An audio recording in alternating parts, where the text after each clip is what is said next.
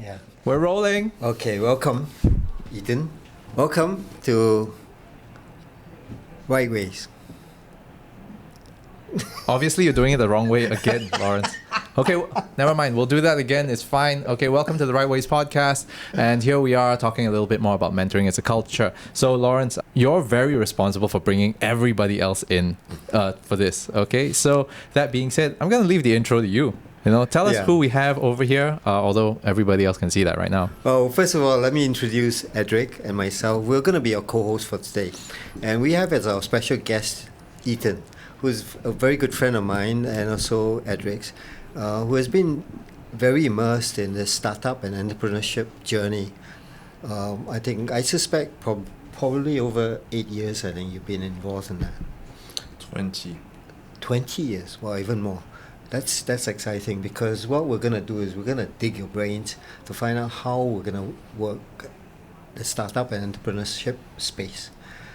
Today's episode is about beyond the basics, the DNA of mentoring in startups and entrepreneurships.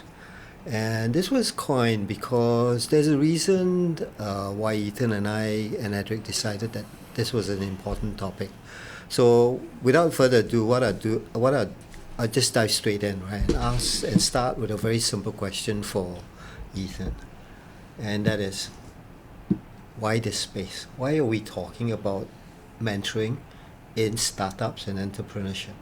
One of the things that I like to think about how we actually work into the topic of mentoring, right, is that there is a lot of there's a tendency to think of it as very simple.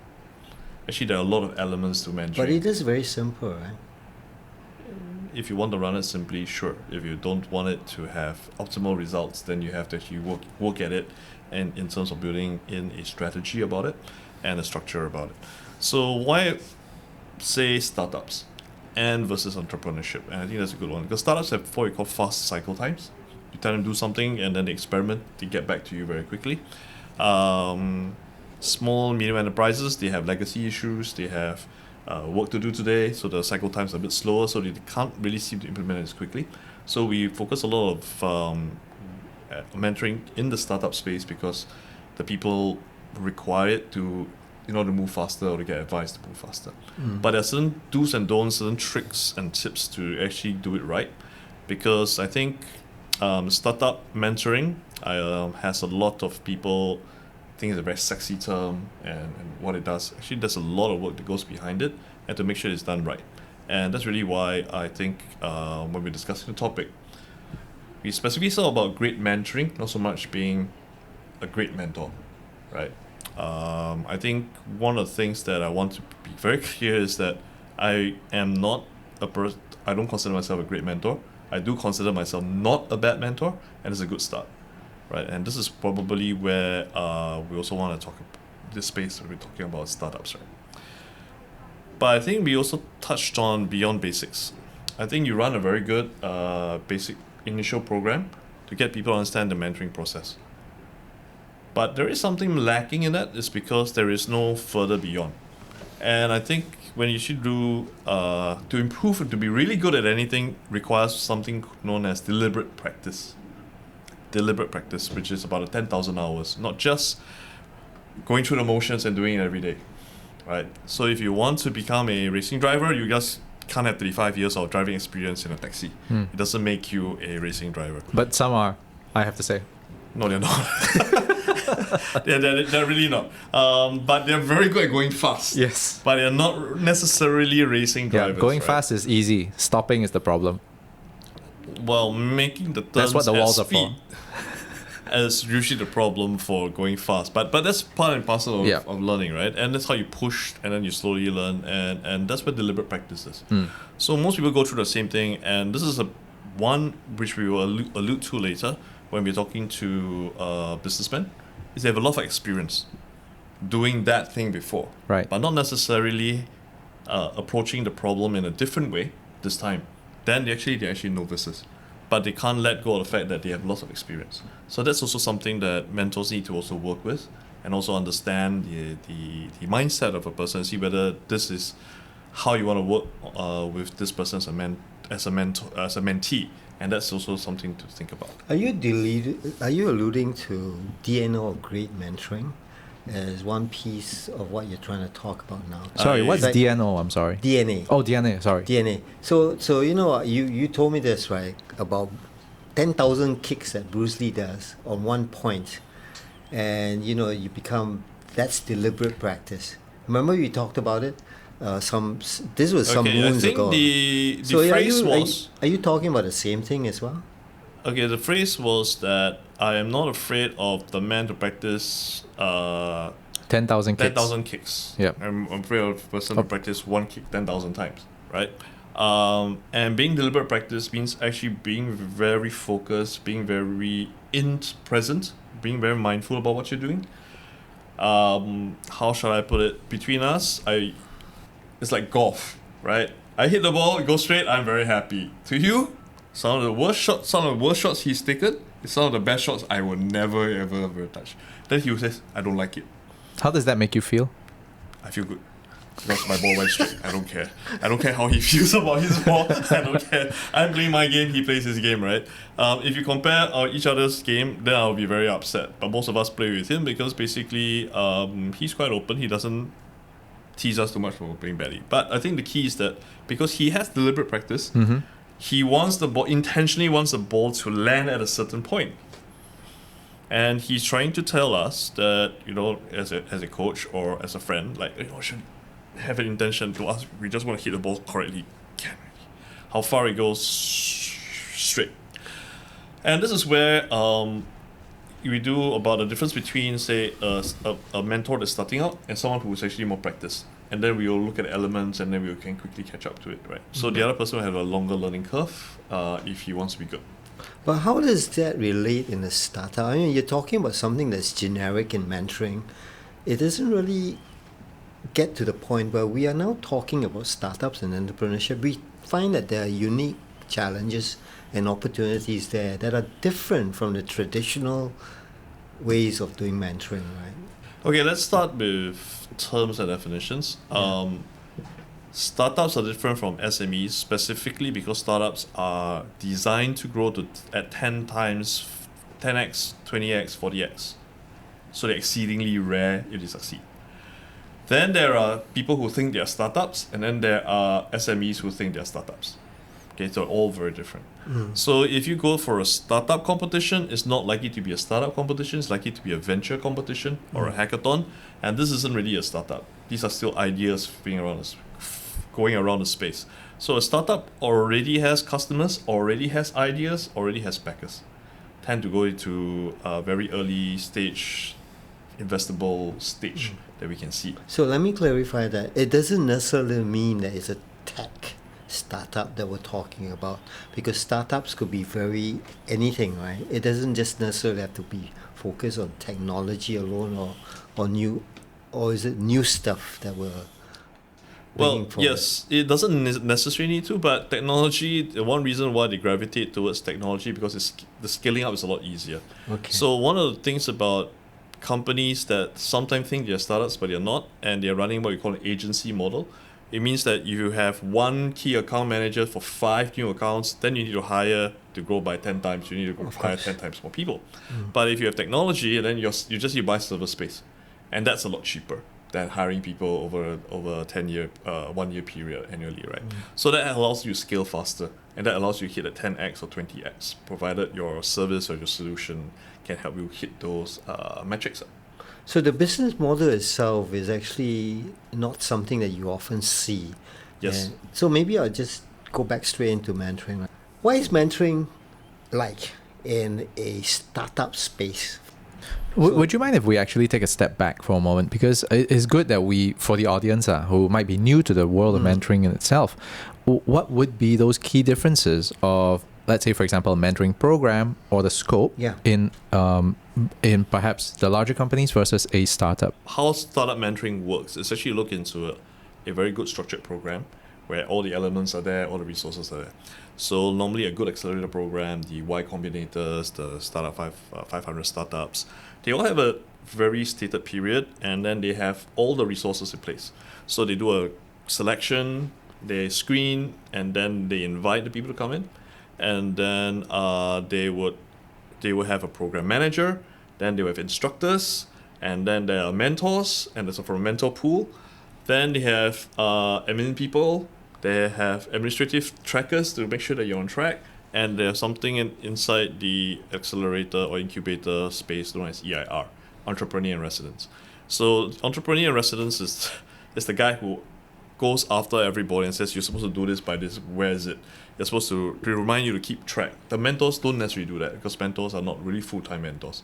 So the EIR is a fully paid person within the program to make sure that you are doing what you say you're going to do, right? So that's a very fully structured. It allows you for escalation. It allows for abnormal behaviors, frauds. There are people who pretend to be other startups, taking other people's deck and then running through the program, saying things that are not real. They just want to get the funds, want to get the money, just doing it for the wrong set of reasons rather than scaling. So that's something that we would also call out. So there's also a system behind that. So the startup one is about cycle time. Because every 3 months they can run through one cohort, another cohort. They can refine the program if they want to. Of course, there are accelerator programs that the structure is only in name, it's on paper, but the mentor and the EIR are the same person, or they double hat or triple hat. No, really, Ethan, I love the idea of sustainability, and you're building, what you're basically sharing with us right now is that in startups, right, it is very important for foundation to be laid where the process is A to Z for startups, and then you put the mentoring process on top of it and to sit nicely there. Right. So it's not just taking something and just plonk it there and hope that it'll work. You actually pick out the pieces where it's impacted. You have people responsible for those spaces. Actually, that's the way I think a lot of successful MNCs especially have been working with a foundation and then bring the mentoring strategy into play and then make sure it sits nicely in place for that particular space that you're talking about right now, which is a startup. Yeah. So I think that's the structure, right? So the startup mentoring portion is actually the process of which the mentor interacts with the startup themselves. And usually these are pretty young startups. The very senior startups. I mean, I just came from a pitching session last week with Israeli companies. The average age of each of the founders are 54 and above. That's young. Yeah, they're very young. This is their third or fourth startup. Okay. Already. So they've already spun it off. Now, there's not much that a startup mentor can do for them because they've been around it many times. They know the works, who they know. It's only an extension of a network, right? That's the resource they don't have is the extension of a network. The knowledge, how to raise funds, how to actually do the pitch deck, how to sell, how to do enterprise sales if they're B2B, they've got it covered. Okay? But if you are a fresh graduate that has a big idea but you have a lot of knowledge gaps, a mentor or mentors can help you fill in that little bit. But the biggest capacity that we need to know is that you don't know and you have to learn really fast. And this is something where many startup founders find it difficult for many reasons. I think the first one is the capacity to learn. The second one is psychological. They want to be proven right. They want their ideas to be proven right. And in startup mentoring, my mantra is we're all wrong, but different degrees of wrong. So the mentor is probably more right in this case than the startup founder, because we have more knowledge in the subject matter or in general, but we don't know specifically this project, right? So this is where it is very interesting because we like to understand, or I like to understand as one of the prerequisites is whether the person has capacity for two things: capacity for hard work, intellectual hard work, two, lack of defensiveness. So if a person has an idea and you're trying to explain something to him and he keeps trying to explain it back to you, a lot of time is wasted. Yes. So that is very hard. Now, we find that happens a lot when we also mentor SMEs, because the boss will tell you Yeah. They know no. This is my idea. So we're like, okay, we're here to help. We're not here to run your business. We are consultants. Even your consultants, we write for your report and that's it, right? Where a mentor, it's something we do, and then really it's not my business. It's your business. If you decide not to run it this way, that's your decision that you're making. But that's why we actually prefer working in startups, because the cycle time is faster. You tell them, and then you can see things happen, in 2 weeks, 3 weeks, because we're not the priority. No. We are just a priority. Yeah. But for small and medium enterprises, they have operations that's ongoing. Yeah. They have requirements that's ongoing. So their cycle time can come back to you in a very long period of time. Yeah. What do you think, Edric, what Ethan's been sharing with us relating to all this? To be honest, right, my mind is actually spinning around the concept of different degrees of wrong. So it's like, for example, the three of us are sitting down right here, right? You could be wrong, you could be wronger, and I could be wrongest. Okay, so how does it work? So very quick, just use golf. You play golf? No, so I'm the most wrong. Right, so you're the most wrong. Okay. Okay, then I'm the biggest sinner here, Then I'm sorry. he's also wrong because he's not world champion. Okay? But Tiger Woods, we all know, can also be wrong in the way he assesses his game, because he's a public figure, right? And we can see how he did it. But whatever it is, we're just different degrees of wrong. It doesn't make you totally wrong. It's just that we need to understand what you're trying to say, the way you're trying to say, and then I can bring it to another person to. So how do you use this as a process of? I mean, to me, it sounds like there's a kind of a funneling down to distill the optimal answer. I would say. Well, I would think assume. this is very interesting, because when it comes to talking about startups, and this is way more interesting than talking about SMEs. And you see why it's interesting, Yes. right? Other than the fact it's sexy, and many of them are not really startups. Ethan, I don't think it's sexy, because in Singapore, right, startups, right, generally, right, if you have about 1,000, right, 700 of them fail within the first 2 years. 980 of them will fail. Okay, 980, that's even worse, right? Now, the reason So is basically you can sieve them out very quickly who will, as a mentor. You're not an investor. You don't have to put money. It doesn't need to be powder, right? So if you're a mentor and you become an investor, your role actually subtly changes psychologically, because you don't have a stake. As a mentor, I'm detached. I'm not into your business. I don't need to run your business, right? But I am here to advise you to see different things differently. But one of the first things to see is why capacity for hard work and lack of defensiveness is I'm looking for a 40x or 20x kind of business model. And if you're not, you have to go and pivot to that 20x or 40x business model. Sure. But many startup founders are wedded to this idea, but it's not tested. But if it's tested, we will know, because all the people run to you, right? So it's not tested, but they've got an idea, and they're very excited about that idea. But they haven't got enough traction to understand why that idea doesn't quite work or gel. And they may go down the wrong path, right? So I think one of my experiences was with, I was approached to launch a B2B procurement portal. Some kind of Alibaba, but for just business to business. Right? Yeah. Right. So when the first thing I did that, I explained to the founders, like, it makes no sense to me. I mean, it's over the interview. He says, why?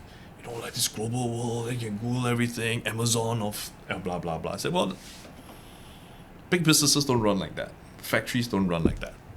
You have tier 1 suppliers, tier 2 suppliers, tier 3 suppliers, right? So you understand this concept? He said, no. Tier 1 suppliers are spec'd in. They are in the spec. You have to use them, because if you don't use them, the product fails, their warranty is void, because you didn't use the product. So they are spec'd in. There is no way you can break in, because they are integrated with the supply chain software or the manufacturing software of the final assembler. Then second tier is integrated with the first tier. It's very tight. Then you go to third tier, it's more loose, because that's where you can really enter. But that's not really how procurement really works at a higher end, because they do things like test to destruction, they'll do performance conformance, and then can you copy? Just because you know the ingredients doesn't mean you know how it's baked. Yeah. So he took it, and he said, let me think about it for a while. When he took it, and later on he said, okay, I hear what you want to do, and this is what we'll switch about it. And this was over a conversation over a coffee. With that, the lack of defensiveness, the ability to say, okay, I want to grow a 40x business, but I may not know how, but my way is wrong, okay, let me just invent a new way. Allows me to say like, okay, this person is someone that you can mentor and then work on something, as opposed to like, no, you're wrong. No, that's really good because because one of the roles of mentors and mentoring is that you want to grow and develop the person to his full potential, right? So you got to give options, etc. So I love the idea of you actually guiding them through, but it also brings up a point where it is different. Startups need to be mentored differently because one of the key things that you also alluded to is that the mentors also need to be immersed inside that space and have the experience and the expertise possibly to advise.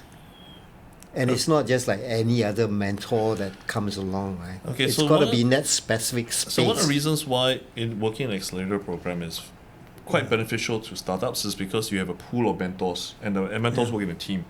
They don't say this is my team and you can't Exactly. talk to anybody else, right? Because we don't know everything.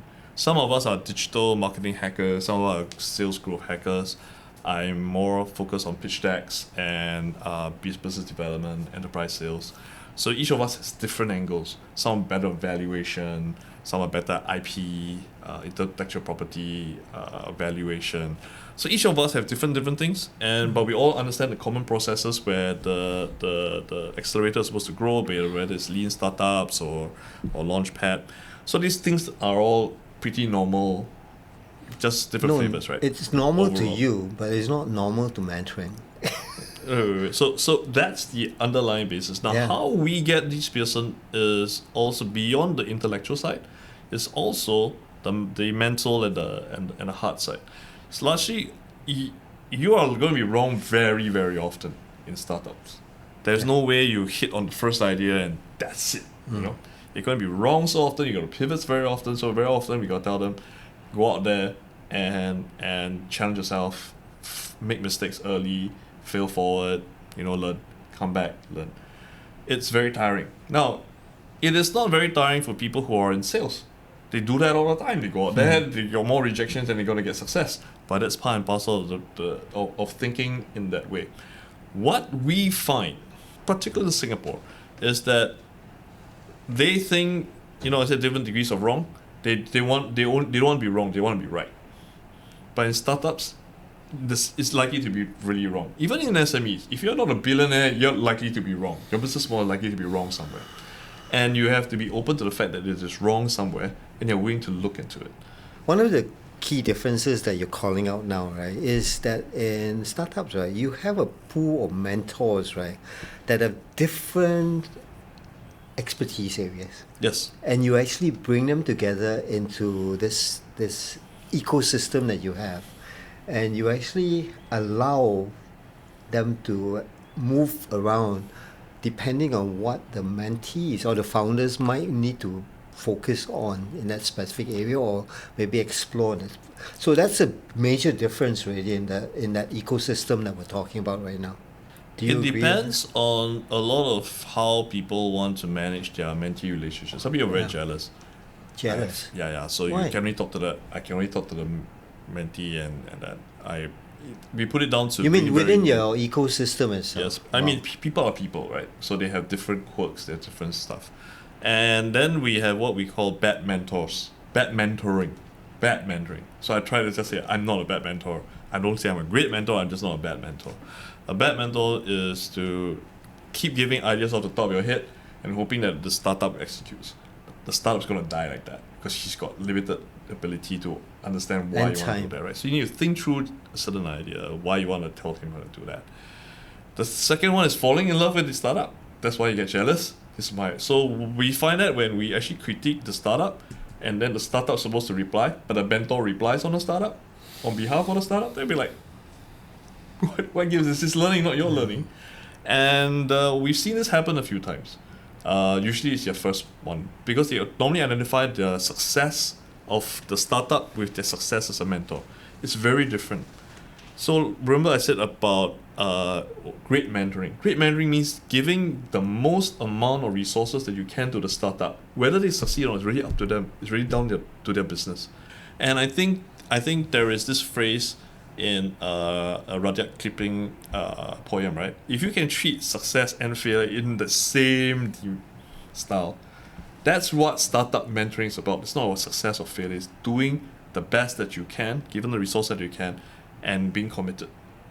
That's it. Wow. The failure rates are very high. There is no chance that you are going to write the ticket on this startup. Oh, he's got IPO, he's going to remember me. No. When they move on to the later series, they don't need startup mentors anymore. They need consultants. They need mentors. They're no longer startup mentors because it's big game already. They are really in the $1 million leagues. They need advisors. Yeah. It's no longer startup mentors. Startup mentors only in this very limited period where you can help a startup understand the basics, go to the next There's step. it's still is in my terminology, right? I think there's still mentors. It's just that there's a different level of mentoring now, because you could be advising, you could be consulting, but you're still a mentor in that sense. Right. Right. So the startup founders themselves should not only just listen to one source, they should listen to many sources. Yes. And hopefully work with the 2 or 3 mentors, not just the one that you're assigned or the one that you like, to ask, this guy said this or this lady said that, what does this mean, and get the context set correctly. Because sometimes the advice may be great, but not right now, 2 years down the road when you've reached this milestone. Or maybe it's great for 5 years down the road when you go mainstream. So when you look at the business models for that, be let's say something called as a chasm model. If you're at nearly IPO, you're in what we call the bowling alley or tornado already. You're growing really, really fast. You're ready for IPO. What you learn at the beginning when you are still trying to pivot, get your idea out there, it's going to be very different. Because now you're going to be talking to bankers, you'll be talking to underwriters, you'll be talking to advisors, your VCs will be fighting with you. It's a very different thing. Yeah. So you're looking for a mentor of a different caliber that's not so much focused on the startup mentoring part.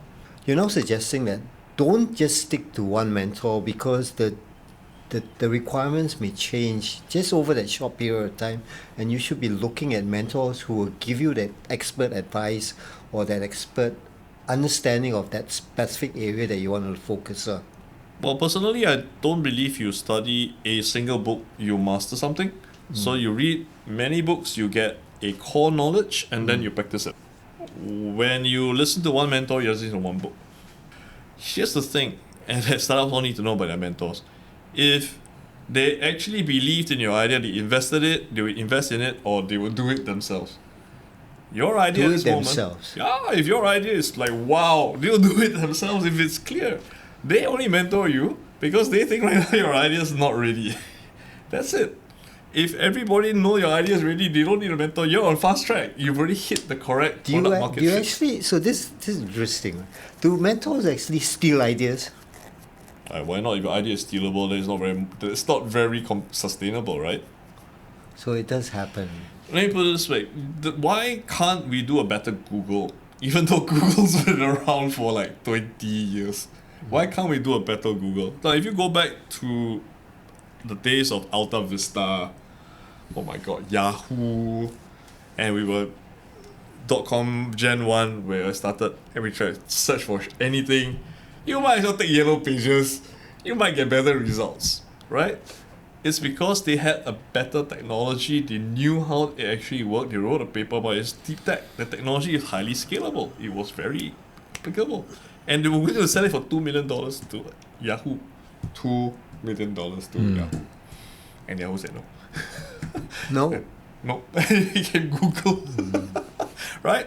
Well, the reason is that even then sometimes you can't see it. I'll tell you, it's not so obvious. But if the business model is so obvious that everyone can see or you can see it, then you know that some VC will be funding it.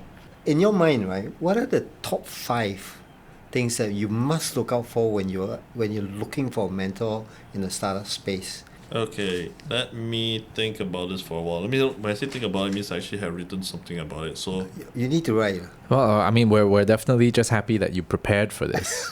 That's important.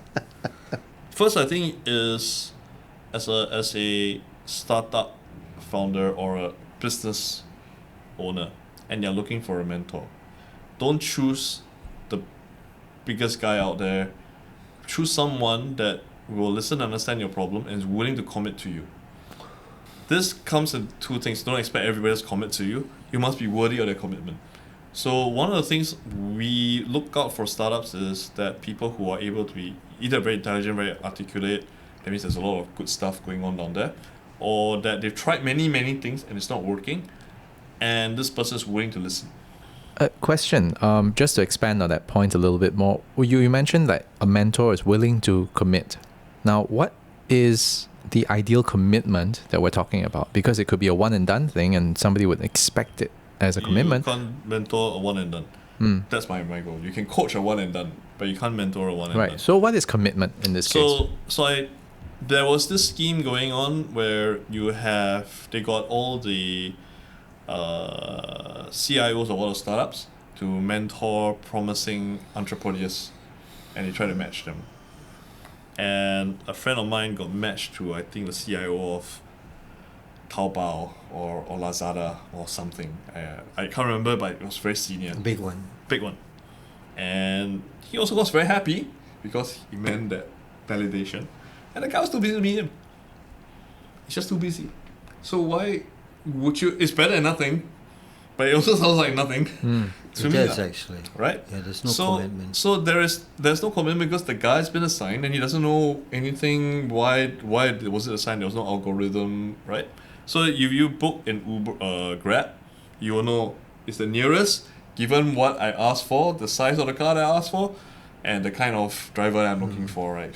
Kind of shuts up and drives safely. And then you put all that in, it gives it to you. But this is assigned to you and you're not sure. And then you get one is like it's not happening. Second one is also some schemes where they have the government has CMO on tap, chief tech officer on tap, CTO on tap. So they will assign you one, but every 2 months or so the guy's not free, another one will take over. It doesn't work because technology it's not transferable from one person to another person. No. I look at it and go try to understand what he wrote, why he wrote it this way, and then I might as well, it's so difficult, I might as well do it again. So you've done another cycle. Then if the guy has invested in technology, how much do you expect this entrepreneur to keep on paying technology rebuilds over and over again? No, you need someone more sustainable. That's when you actually need someone who's a chief tech officer to mentor this business owner. And the chief tech person, most chief tech officers or technical people are not people. I'm not saying they're not. They're more technical people. And you want them for the technical side, but you also want to train them for the mentoring side. Right? So this is where that's part of it is very interesting, because when I was working at Escara, my favorite person I talk to is the chief tech officer. Now he's like top student IIT, like top 10 inside the IIT, so he's really smart. So when I asked him a stupid question because I'm not technical, I could see his eyes go, okay, I'm talking to Ethan, BD, non-IT, non-technical. I need to scale down my answer to you to the level that you understand. And I can see it going through that, and his answer makes a lot of sense to me, but it's probably, like I said, different degrees are wrong. Wrong to say this to another engineer who's like, no, that's not how it works, right? But it's good enough for me to understand and maybe talk to the business client. So that's the level of information he can give me, right? And also the people at Escara will like me to say that not all Indians are technical. Just because they're Indians and their technology, they're always not technical. So don't assume that they can answer your technical question. The last thing I want to say is that you might get someone to talk to you, but how you close the deal with a mentor is show that you're listening, thinking, and then you respond. Take their feedback, listen, and you show that you have a brain and you can respond. It's easier for us, right? It is not that you're willing to learn, it's how easy you are to teach. That really helps us a lot because we are not here to run a lot. There needs to be a capacity for hard work. If you're not, I'm a business student, business admin student, study 4 years of business admin, 3 years, so, and you study modules that are 3 months long. A startup goes for a 4-day lecture and then they're supposed to be experts. You can't be. You have to add on your knowledge. You really have to go and research that. You cannot just research from magazines. You have to have a capacity for how to choose 3 or 4 good books on that topic without going through the textbook. That's a capacity for hard work, so that you understand and come up with the questions to be able to ask the mentor. Not just that these are the answers. No, I don't give you answers. Just give you more elements to talk about, right? So this, I think, is one of the most important elements of how you want to get one. Deserve it. let's talk about you. Right, Because so- you have been mentoring, right? So what do you look out for? So what I do normally when I look at the startup cohorts of people is to look through their decks. This is how you know where they are at and the quality of the ideas, the depth of their ideas. So I normally make a conversation. I'll talk to them beforehand. I know some mentors just say just sign me whoever, but for me it's like okay, then I'll talk to them, and then I explain. I said okay, I'm gonna give you some feedback, and to the teams, or the startup, and then I have 100 questions for them to get back to me in 48 hours. That is the capacity of hard work, the ability to take bad news, right? Well, sometimes people ask me, so on a scale of 0 to 10, or 1 to 10, what's how good's my deck? Answer 0. Now they go like get upset, obviously, but the answer is look, I explain, the answer is still the same. Whether it's 1 or 7, you still have to work harder, right? So my question is, I don't tell you 0, what are you gonna do? Either you choose somebody else, or you ask me, how do I get better? And then I'll tell you how hard it is to get better. You still want this. Then you say, I want it. Okay. Then we can start contracting. Then we can start building it up. But if I'm just assigned someone and then the person has no connection with me and we haven't done the initial contracting, it's very hard because I can't impose my standards on this person. I don't know who he or she is, how much his or her capacity.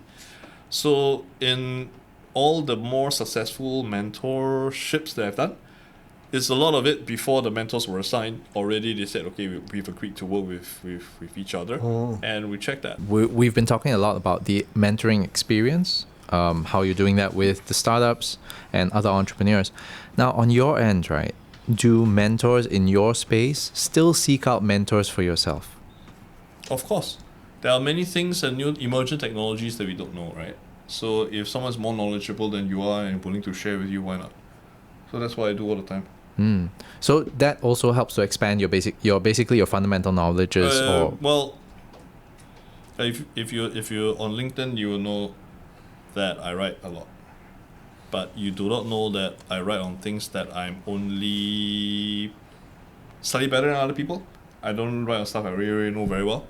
So I don't write a lot about change management. I don't write about leadership. He writes about everything. Right. So you know why I write about everything? So someone out there tells me you're wrong, and let me teach you, and that's my mentor. So I know a lot about computer games. I know about NFTs. I know about finance. I'm laws around crypto. I know a lot. I talk to these people. So they add on to that. So on blockchain to IT to AI, this is the space that we're working on. So you understand that these are the people that will add on to me, and then I'll try and give them something back. So they may not understand Asia very well. Then I explain, okay, it's not how you think it works. Then we'll have an exchange, and this allows us to have something. So for example, when ChatGPT came up, most of my mentors were already in the AI space, or my think tank, I call them, already told me that it's only this far, it's not going to go further, right? For whatever reason. So they got many reasons for that. Some of them have seen AI systems that are very, very sophisticated. So okay. So I haven't. I have to take their word for it, but they would just let me know why without explaining, because we'll be working on very confidential projects, corporate projects, right? And this allows people to go like, oh, okay. So they can see this already, you're doing this. So this is actually quite a step backwards. Just like we haven't had one before, so you cool toy, you play with it. So that's something that we see. So yes, always look for mentors because you don't know everything. I look for people who are temperamentally a bit different from me. Very weird if you're the same. In some ways, I am his mentor. Sometimes he's my mentor. When I want to be gracious to people, I ask him how. What else? But I think the key here is that we all have our own blind spots. We all have limitations. I was just reading one very interesting thing about a book called Conversation with Lee Kuan Yew. I had it. I haven't read it, but it's an American. I have it in my gentleman. house. Have you read it? Most of it. Okay. So then you read the first part. We asked about Lee Kuan Yew's temper, and at first he didn't admit he had a temper. He says. Then later he said, "Yeah, I get impatient, but you know what? I can't see myself. You want to know my flaws? You got to ask my enemies, right?" But I thought that was a very revealing part. I can't see myself. And that was very revealing. And he was willing to, and I always know Lee Kuan Yew, so always want to step back and say, I could be wrong. but you better tell me how I am wrong, right? Yep. But that's it. So I think that's also very intellectual humility on a person that's actually not very humble. And I think that's very important. So I think that's something I value a lot. I don't necessarily mean that everybody has to share that value. But yeah, I think it's something. I think it's good that the discussion today has been really interesting for me, especially. I'm very keen to know your opinion, right? This particular area on startups and entrepreneurs, right? But it seems like it's going to be a big thing in the future of work. Can you see scalability in this particular specific area especially? So let me just say the current setup of startups at the current moment is not particularly useful because it's very wasteful. And with free zero interest rate cash being available. I see that now being a premium. And I think where is most interesting is actually helping corporates rediscover their startup and innovation DNA. Again, if you look at even Japanese companies, when they started out, they were hungry, they were eager, and then somewhere along the line, they became very more bureaucratic, right? Yeah. So this is where they had the stuff. Now, we've done intrapreneurship programs for large companies. I think one of the biggest problems is that because they've been inside the company for so long, the intrapreneurship program doesn't work. They haven't been outside the company to understand what's going on. So they have a very weird idea of how the world works outside their structure. And they often do not know what's going on. So the program itself allows, because a lot of the companies are inward looking, internal systems, right? They manage internal systems. A lot of the outward looking people are a very thin layer of the corporate environment. And that makes companies very slow to recognize, identify potential changes. So if you're talking about that space, I think there's a huge amount of work that can be done. It's whether the corporates themselves are willing to face the same level of examination as a startup would, because they are used to the idea that I'm very senior and right. As you notice, we don't care. If your idea is right, you get funded. If your idea is not right, you wait for funding, they will come. Now, sometimes even they may get it wrong. I think you think about Shark Tank. There was this thing called an O-ring camera. It's like this camera that is on your door, and then you do that. Okay, Shark Tank failed the guy. He says, nah, I won't do that, privacy, blah, blah, blah. We shoot. Then he tweaked it. And you know how it took off? Shaq went to... Yeah. He bought the company. This is really good. Shaquille O'Neal. Oh, Shaquille. It's really good. I find all this. Who is this guy? I call him up. Hey, how much money you want? I got about 50% of your company. Yeah. Right? Those are lucky breaks. That's why I cannot tell anyone, don't do it like that. It's not. I just say that it's not very promising. Because you can't tell people not to do it like that. You cannot cut off that opportunity. Someone said, I failed in business, that was a bad idea. I can't say that. You would never have known it was a good idea or a bad idea. Maybe you've done it and then you could have made it big. I can't tell you that. Right? So we are not judges, we're just mentors. Right? The investors are the judges. They want to invest, that's their call. Yeah. So this is where, right? This whole series is about mentoring as a culture, right?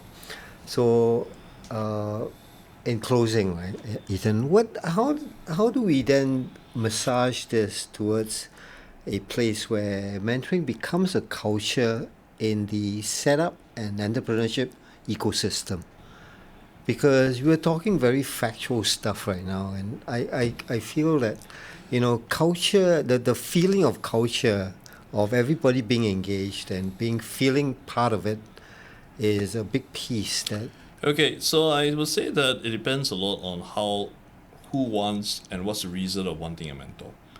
Okay, many people want a mentor because they think it's a validation that I'm selected by someone famous to be good, and not necessarily what is my gap and who do I need to talk to fix this gap. We see this often in corporate work, where I hope the CEO becomes my mentor because apparently I've been chosen. Not necessarily that your skill sets are the same, so actually he's the wrong person to mentor you because you're just reinforcing what strengths you already have rather than expose you to different perspectives. The other one is the fact that they think that they're already nearly there. Business people already think they're nearly there and they just need that mentor to get you there. Okay, so if you are that sort of person, then mentoring will never help you, because you have a lot of whatever you are, you have a lot of assumptions. Me, I will say that we're never there, and then you have to prepare to work 100x, 200x times harder. How do you think that the startup sectors would start implementing their own mentorship kind of a culture within themselves?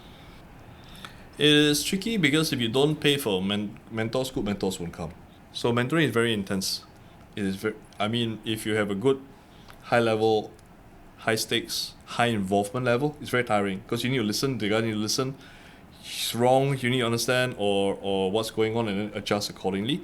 And then create a very big frame for the person to understand where or he or she is missing out at the moment.